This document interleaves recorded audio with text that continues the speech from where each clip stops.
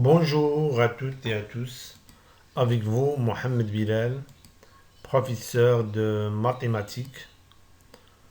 Aujourd'hui, on continue de faire des exercices concernant le cours du calcul trigonométrique.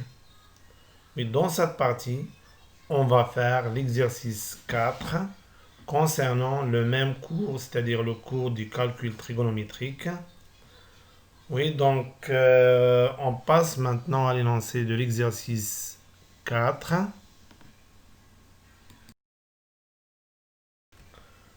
Oui, donc exercice 4. D'abord, on va lire l'énoncé d'exercice 4. Soit x la mesure d'un angle aigu tel que cosinus de x égale à 1 sur 3. Donc pour la question, calculer, calculer sinus de x et tangente de x. Donc je pense que la question est claire pour tout le monde. Oui, donc maintenant, on passe à la solution de l'exercice 4. Donc, passons à la solution de l'exercice 4.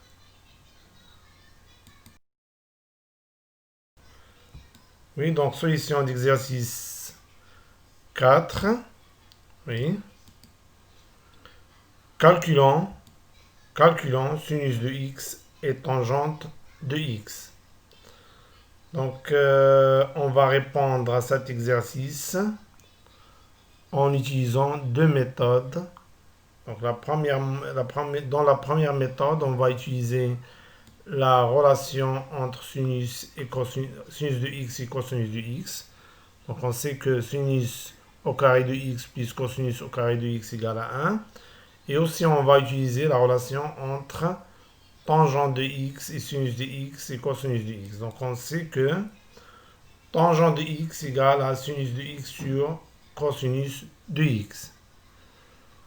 Dans la deuxième méthode, on va utiliser la définition de sinus de x et cosinus de x et tangente de x. Donc,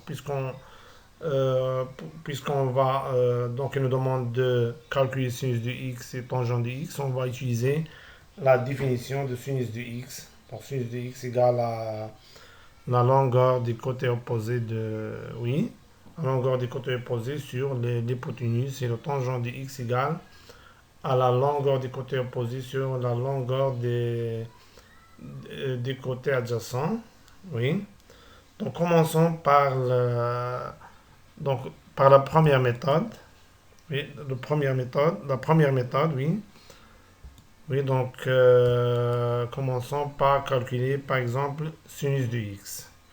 Oui, donc on va utiliser, pour calculer sinus de x, on va utiliser la relation entre sinus de x et cosinus de x. Donc on sait que sinus au carré de x plus cosinus au carré de x égale à 1.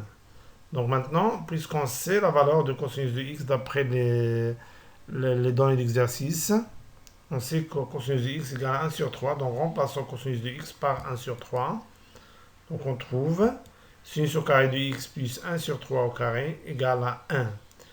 Et 1 sur 3 au carré égale à 1 au carré sur 3 au carré. 1 au carré c'est 1 et 3 au carré c'est 9. Donc on aura sinus au carré de x plus 1 sur 9 égale à 1. Oui.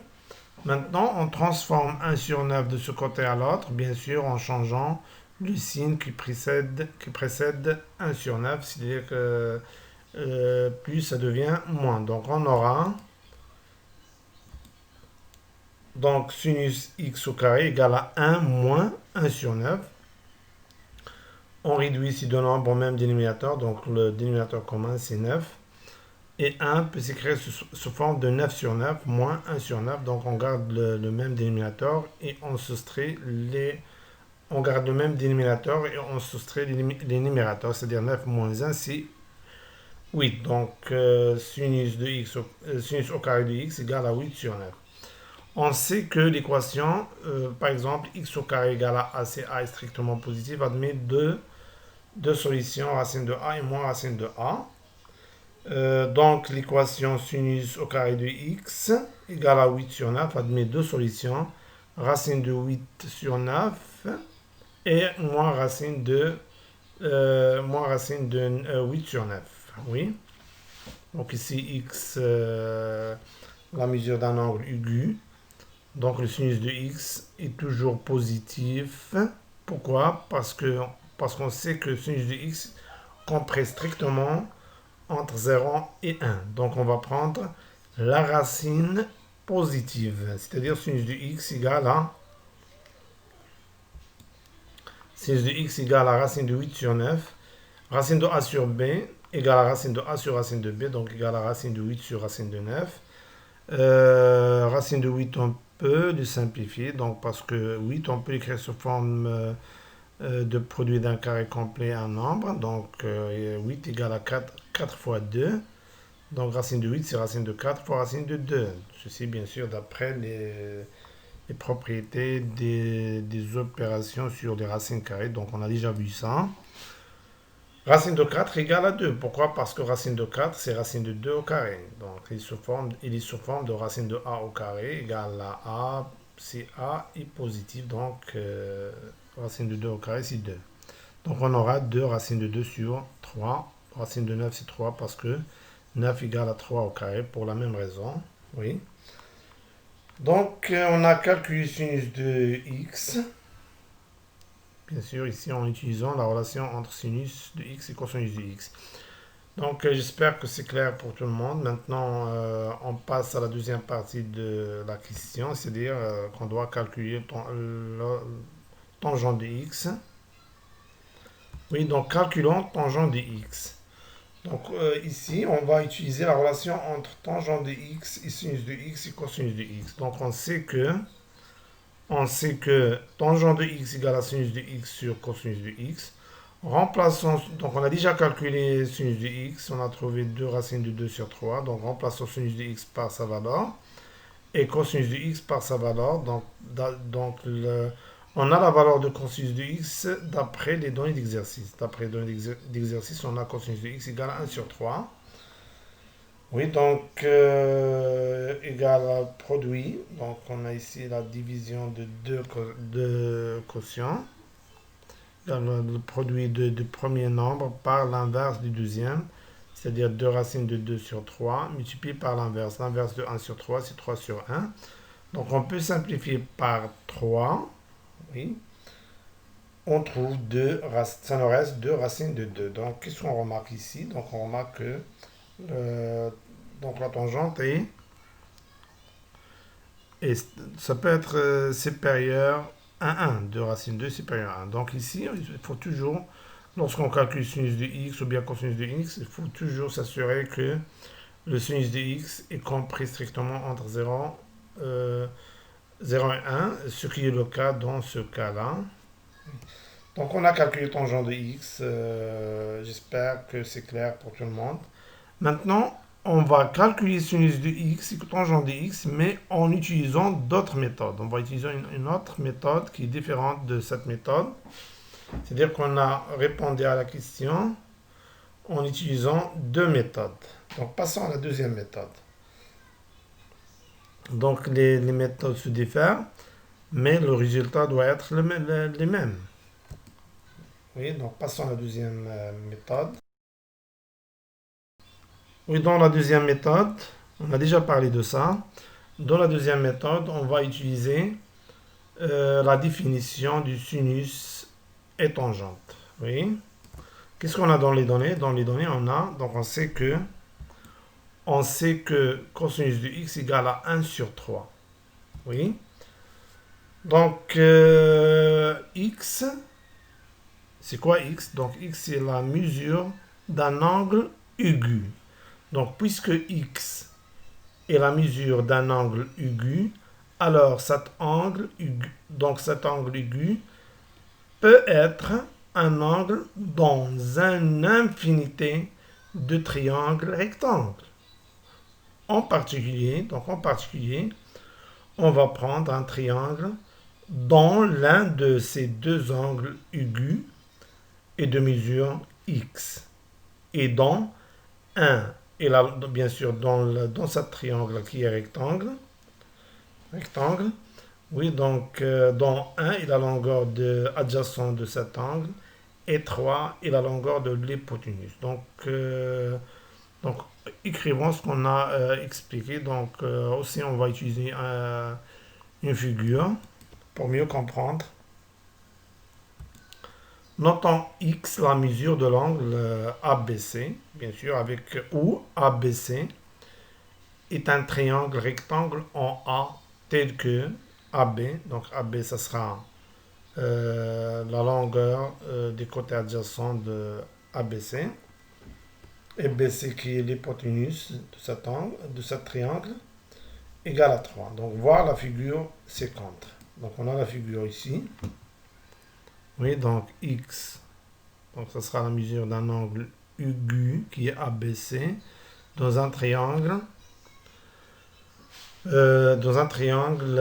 rectangle en A tel que AB égale à 1. Donc AB c'est le côté adjacent de l'angle ABC et BC l'hypoténuse. Donc si on calcule cosinus de x égale à le quotient de la longueur des côtés adjacents et l'hypoténuse, c'est-à-dire donc c'est égal à AB sur BC égale à 1 sur 3, ce qui est le cas dans les données d'exercice. Oui. Donc maintenant, donc on a cosinus de x qui est égal à 1 sur 3. Pour calculer sinus de x et tangent de x en utilisant la définition, on doit calculer la longueur des côtés AC.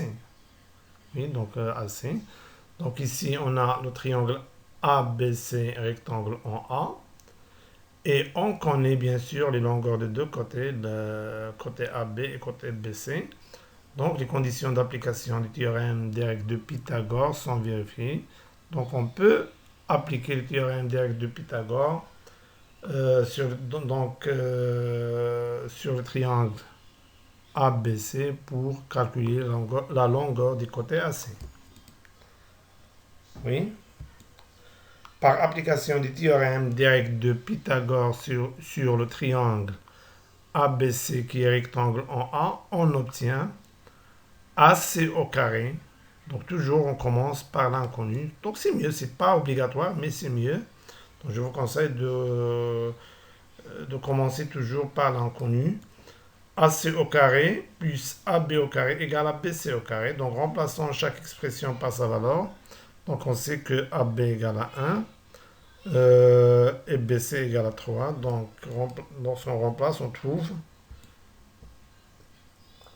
AC au carré plus 1 au carré égale à 3 au carré. 1 au carré c'est 1 et 3 au carré c'est 9. Donc AC au carré plus 1 égale à 9. Donc maintenant on déplace ou bien on transforme 1 de ce côté à l'autre, bien sûr en changeant le signe qui précède 1. Donc plus ça devient moins. Donc on aura AC au carré égale à 9 moins 1 égale à 8. Oui. Et on sait que l'équation x au carré égale à a admet deux solutions. Bien sûr, x au carré égale à a, c'est a est strictement positif. Admet deux solutions, racine de a et moins racine de a. Par suite, ac au carré égale à 8 admet deux solutions, ou bien racine de 8 ou moins racine de 8, puisque la distance est toujours positive. Donc, on va prendre la racine positive, c'est-à-dire racine de 8. Donc, on aura donc AC égale à racine de 8. Et bien sûr, on peut simplifier racine de 8. Donc, racine de 8 égale à racine de 4 fois racine de 2. Donc, on a écrit 8 sous forme d'un produit dont l'un de ces facteurs est un carré compliqué. 4. Racine de 4, c'est racine de 2 au carré.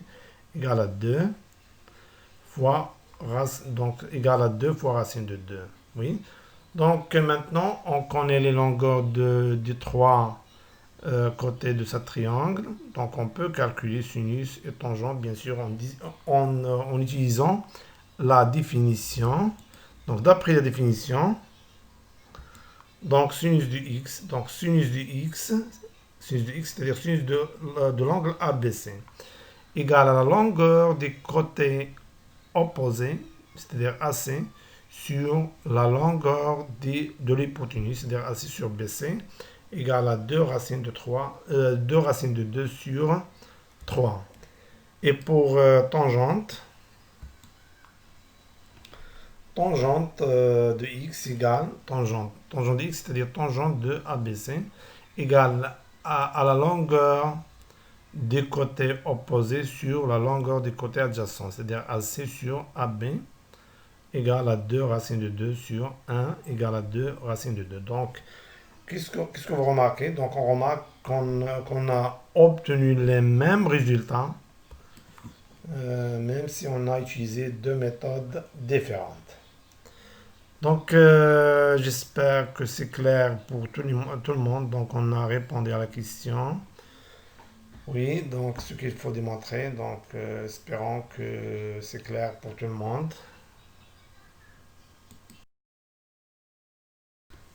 Oui, donc on s'arrête là et on se voit prochainement. Merci pour votre attention et au revoir.